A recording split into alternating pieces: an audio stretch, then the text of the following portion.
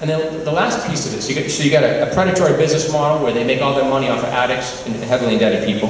You got the product of slot machines, which is where they make the money. Where you have highly credible people saying these machines are cheating people and that they're highly addictive and designed to get people to play to extinction.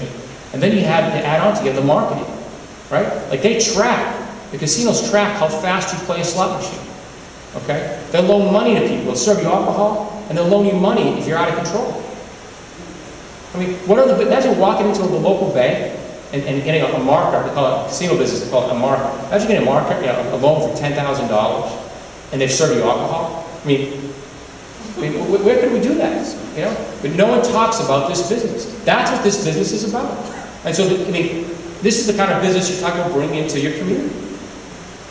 Every state attorney general in this country has sued some private lenders for these predatory lending practices. Every state attorney general, they've sued them. They've put them out of business for the most part. Yet here we are embracing the most predatory business in America. And so really, again, what the casino interests want to talk about is they want to talk about everything but what a casino is. They want to say, they're going out of state, they're going into Rhode Island, they're going to Connecticut. And you hear that, you're near the border, so you hear that all the time, right? That's how we rationalize it, they're going out of state. Well, how many people in this room have flown out of TF Green Airport? Okay.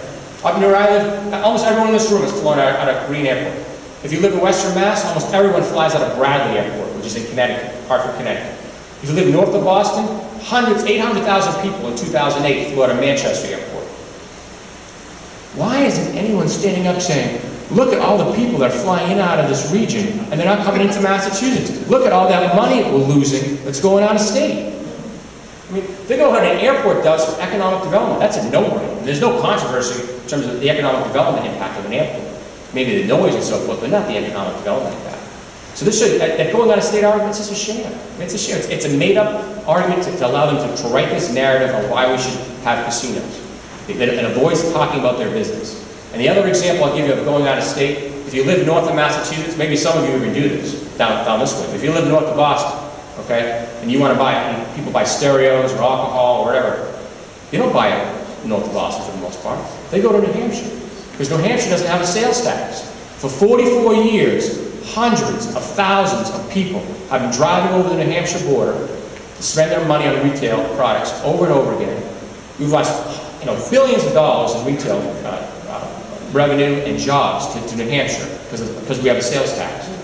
Yet no one says, why don't we reduce the sales tax to bring those dollars home? So the going out of state argument, it's made up and it's a fallacy. I respectfully ask the media, if there's any media here, to stop just pushing it aside and make these guys answer the questions about their business model. So then also hear about jobs and revenues, right? That's their other part of the narrative. We're here, we create jobs, we create revenues. Well, we consider this is something for nothing scheme, right? I mean, this is about milking existing wealth. Bernie Madoff made a lot of money and he employed people. But who thinks a something for nothing scheme is the right direction for Fall River, for our state, or for our country? And that's what this is, this phony prosperity. So that's what's the next episode, Chuck. This is phony prosperity. And so Bernie Madoff, all these guys, who thinks that's the right strategy? No one does. So let's call it for what it is. And we talk about, it's no accident that this Wall Street crisis we've been in the last 3 years, 2 years, they didn't call it biotech capitalism, right? Get the bio part. They don't call it biotech capitalism. They didn't call it healthcare capitalism, and they didn't call it manufacturing capitalism. They called it casino capitalism, right? Something for nothing, and that's the root of our economic crisis. This idea that we can produce something, we can make money in America for doing nothing. And really, in the history of this country, we've never had so many people trying to make money for doing nothing. And this issue, that's why this issue symbolizes that. This is the daily voice of government to most people, is casinos, and lotteries as well, but casinos. Now it's pushing this across the country. And then last two quick things here, freedom and entertainment, right? It's about freedom, about personal freedom, right? What's fascinating to me is, this issue of freedom, this is a business model based on addiction, and it's based on heavy indebtedness. Right? They don't have a business without people who are addicted and people who are in debt. So, someone who's addicted, And someone who's heavily in debt, by definition, is not free. So this business model is all about taking away the freedom of people. Yeah, so, I mean, this is about taking away the freedom of people. So when we talk about, America, we have no royal blood in America. We don't have kings or queens. In America, all blood is royal. So the idea that we're knowingly saying that some of our fellow citizens are expendable defies the core democratic principles of this country. And that's why this is a heck of a lot bigger than about gambling. It's about who we are as a people. And then the other thing I say is the last argument the casino interests will say is entertainment.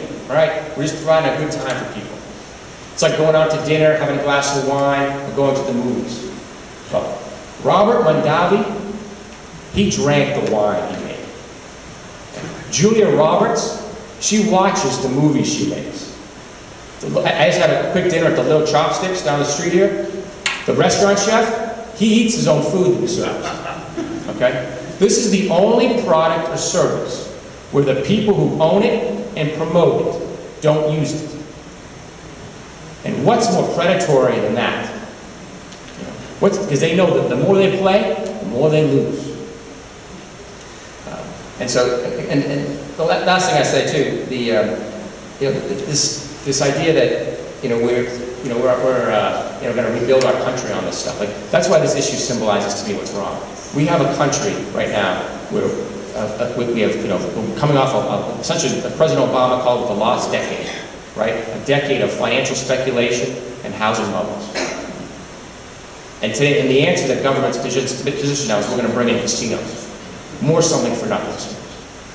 And to contrast that to how the government responds during the Great Depression, during the Great Depression, government stood up and they challenged people to buy savings bonds. Right? We had a war to pay. We had a public works project to put people back to work. We put people back to work.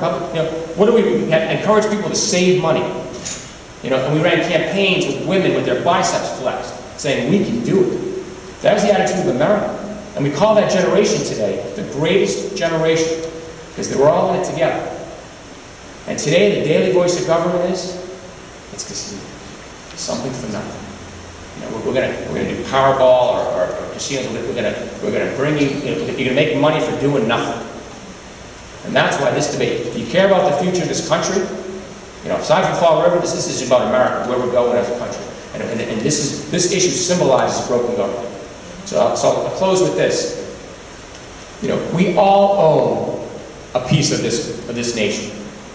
All of us. That's what makes this a democracy. Sometimes we may not feel like it. But every single person in this room, you are a millionaire investor in democracy. And it's time that we all started acting like it. Because our government is broken. And it's going to be people like this in this room. It's up to us to fix it. And there's hundreds of thousands of you across this country who are getting to work to fixing it. And here in Fall River, it's not just about gambling. It's about fixing our society, fixing our government. So I thank you for the invitation tonight. I'm happy to answer questions, but thank you for your work.